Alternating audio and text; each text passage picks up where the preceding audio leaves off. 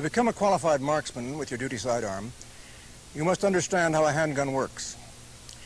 Since handgun designs and shooting techniques have progressed logically throughout history, we can learn a lot about today's sidearms by turning back to the beginnings of one-hand firearms. The earliest handguns were actually hand cannons. They required two hands to shoot, one to hold the simple tube, and the other to hold a heated wire or flame to a touch hole. They seldom had sights, and ranges had to be short. By the early 1800s, sights, rifling, and powders had improved. The first repeating handguns to be anything but experiments were Colt's cap and ball revolvers of the 1830s. The pistols soon developed into powerful arms that could deliver 6 effective shots in a few seconds. Thumb-cocking actions like the powder and ball Colts gradually gave way to cartridge-loading double-action revolvers, still the most common police sidearm in America. By World War I, semi-automatic pistols had been adopted by most governments. The .45 automatic's firepower and ease of reloading have made it the U.S. government's sidearm for over 60 years. Certain methods of shooting sidearms have been traditional for a long time. The pistols were often used as offensive weapons. Ritters, cavalry mercenaries in medieval Germany, rode into battle firing volleys at arm's length and wheeling their horses so the succeeding ranks could also fire in rapid succession. Many men still fire solely by the straight arm pointing method. As we continue with this program, we will examine both the advantages and disadvantages of point shooting without sights. The Code Duello brought with it the finely made dueling pistol. These handguns had good sights and were best fired by men who coolly took careful aim.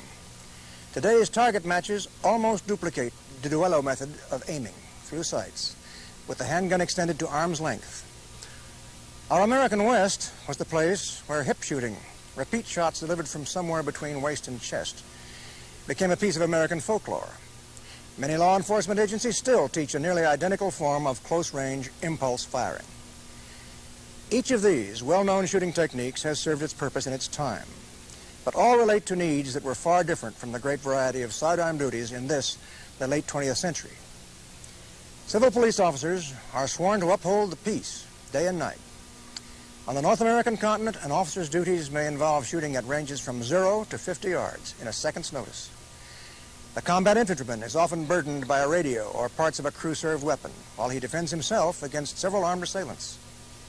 Military provost marshal personnel are faced with a combination of police and military tactical problems. Your duty revolver is now as accurate as a fine dueling pistol, as powerful as many so-called horse pistols, and can deliver several shots in a few seconds. To solve the great variety of today's tactical problems, a shooting technique must make the best use of your handgun's features of accuracy, power, and speed. One of these qualities will solve any tactical situation. Accuracy reaches your assailant when he is far away or partly concealed. Power disables at a distance or breaks through cover to stop the adversary. Speed of fire and reloading stops fights quickly and efficiently. With speed, you can deal with more than one opponent.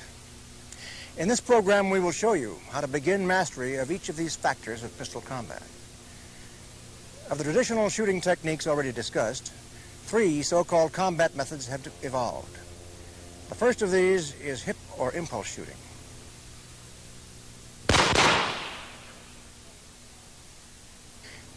The gun is held below eye level, often at or just above the hip, and fired without aligning the sights.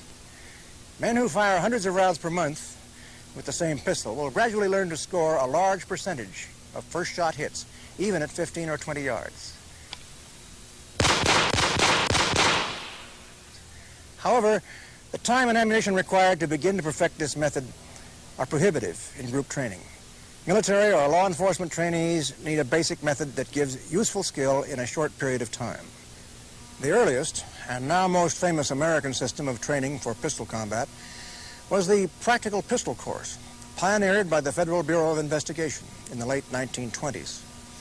The FBI Academy designed the PPC to school revolver shooters in fast, close-range hits at the 7 yards range, with modified hip shooting, deliberate eye-level accuracy at 25 yards, and prone or kneeling shooting at 25, 50, and 60 yards. The PPC and variations on it are still taught.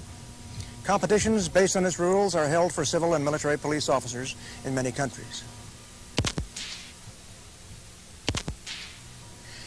Many authorities have stated that the PPC, as originally devised, did not reflect an allowance for the tactical advantages of automatic pistols, that there were too many variables in the standing, crouching, kneeling, and prone positions, or that the PPC two-hand holds are not as strong as the Weaver stance, developed in open competition during the 1960s.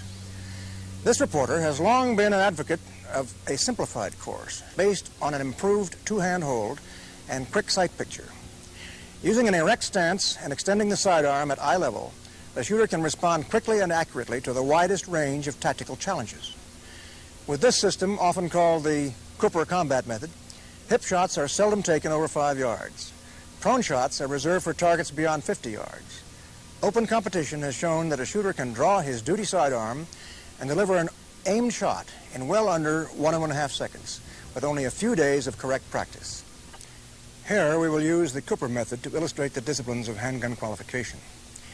In general, these principles, body placement, muscle control, concentration, and technique, apply to any given system of marksmanship, whether characterized by single or two-hand holds. Of primary concern in any firearms training is marksmanship. Only practice brings consistent accuracy, but consciously applying the principles in this course will make you a dangerous adversary and a safe gun handler. Begin range practice with your gun holstered. Learn how to set your position so that when the gun is drawn, it comes to eye level with no strain on any part of the body. This shooter uses the Weaver combat firing position. His position is erect and natural. A good test of body alignment is to find your target and then draw with your eyes momentarily closed. The gun should line up quite close to a correct sight picture, with little or no tension on the torso or head and neck muscles. Notice that in this position there is a two-hand hold, with the gun hand firmly punched into the supporting hand. Only the arm muscles are tense. Once the body is supporting the gun in line with the target, the shooter must shift his concentration to the front sight of the pistol and get a quick sight picture, almost as a check on his natural positioning. Research proves that a man can learn to align sights in as little as 1/100th of a second. Only the gravest emergency calls for a hip shot, and only at point-blank range. You can learn to deliver unsighted shots very accurately, but only at a cost of hundreds of hours and thousands of practice rounds. The last element in an accurate shot is the trigger pull itself. As the eyes align sights and target, the trigger is depressed smoothly, but quickly. The object is a surprise break, dropping the hammer as the sights steady on. This ensures that there is no flinch in anticipation of recoil. Continuing pressure on the trigger for an instant after firing is called follow-through and helps to hold conscious sight alignment, especially for repeat shots. Using this basic technique will allow you to put the power of your sidearm where you need it most. The two-hand hold is especially effective for manipulating the more powerful sidearms, particularly the .45 government model automatic pistol.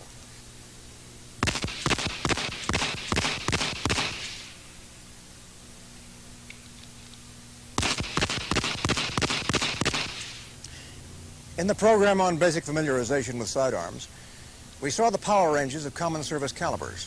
These were the .38 Special, the .357 Magnum,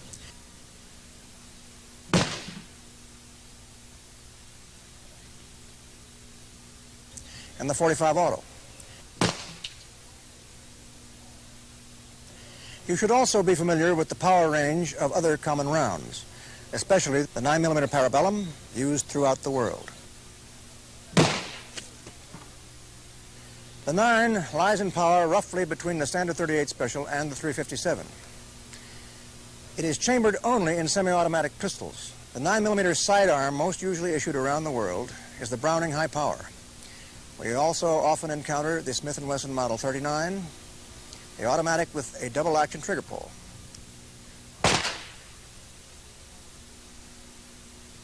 To put pistol power further into perspective, we see the impacts of the .22 long rifle,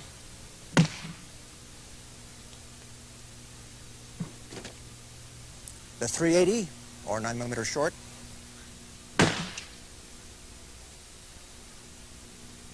the 45 automatic, and the 44 Magnum. Of all these, only the large-bore Magnum revolvers are more effective in power than the GI 45. As revolvers, they carry only 6 rounds and must be reloaded with single cartridges. Unless your sidearm duties require unusual power, perhaps to penetrate body armor or to serve in special forms of wildlife management, standard handguns offer all the tactical effectiveness necessary. The location of your duty holster is probably set by uniform regulations. Most services position the butt of the sidearm near the break of the right wrist. Your duty pistol may also be carried concealed in a cross-draw or under belt holster. Concealment or a great deal of seated duty in car or office may dictate a variety of positions. Wherever your handgun is carried, you can learn to draw and fire it in less than 1 second by careful unloaded practice. Discipline your practice draw to be slow at first. Smoothness is what makes a draw fast when it has to be. In the Weaver or Cooper combat draw, the right hand grasps the sidearm and punches the knuckles of the gun hand solidly into the supporting hand. The arms, slightly bent at the elbow, snap the gun smartly to eye level and lock at that point. Eyes and trigger finger then work together to bring off an accurate shot that is quickly pressed off without jerking the trigger. As soon as convenient after firing your service pistol, it should be cleaned, both to make sure that it does not corrode and to ensure its continued proper functioning. An automatic pistol of this design is simply stripped. First, you remove the magazine, then check to be sure that you have no shell in the chamber. Then, remove the recoil spring plunger by turning the barrel bushing. The slide is then retracted until the slide stop may be removed. Then the slide slid forward off the frame. In this position, the recoil spring and guide may be removed and the barrel extracted from the front. This may seem complicated, but it really is quite simple after a little reference to your study guide. This is an old-fashioned pistol. There are newer designs, such as this Browning, which strips rather more simply. Each pistol requires its own special study. We have seen what the built-in accuracy of today's service sidearm can accomplish.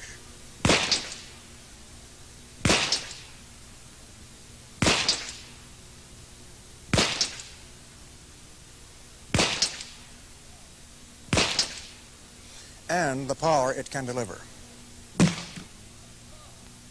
Here is how speed puts them all together. Smooth, easy practice will lead to rapid, accurate defense shooting. Follow your range master's rules of safety as you progress.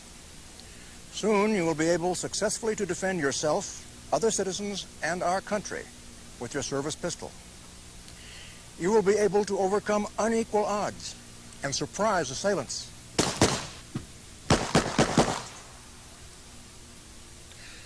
By mastering weaponcraft with your service pistol, you fulfill the trust placed in you by those who depend upon your skill.